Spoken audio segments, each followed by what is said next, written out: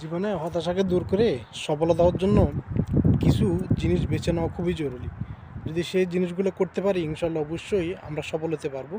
আর সেই জিনিসগুলো যদি আপনি চালিয়ে যান অবশ্যই সফল হবেন। সফল হওয়ার জন্য মানুষের ভিতরে যে গুণগুলো থাকা দরকার এর মধ্যে আমি বলতে পারবো যে অতিরিক্ত চিন্তা করা যাবে না, কোনো বিষয় নিয়ে অতিরিক্ত চিন্তা করা যাবে না। 2 নম্বর আপনি বলতে পারেন সব মানুষকে বিশ্বাস করা যাবে না। যদি আপনি সব মানুষকে বিশ্বাস করেন তাহলে ক্ষতিগ্রস্ত হবেনই।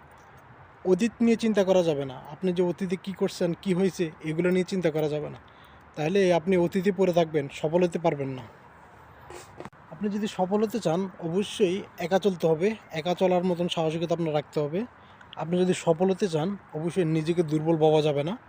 আপনি যদি সফল হতে চান অবশ্যই নিজের দুর্বলতার কথা কাউকে শেয়ার করা যাবে না। সর্বোপরি যদি আপনি সফল হতে চান তাহলে আপনি আজকে যে কাজটা করবেন সেটা কালকে করবেন, এই চিন্তা করলে আপনি কখনোই সফল হতে পারবেন না। যখনের কাজ তখনই আদায় করে নিতে হবে, অবশ্যই আপনি সাকসেস হবেন।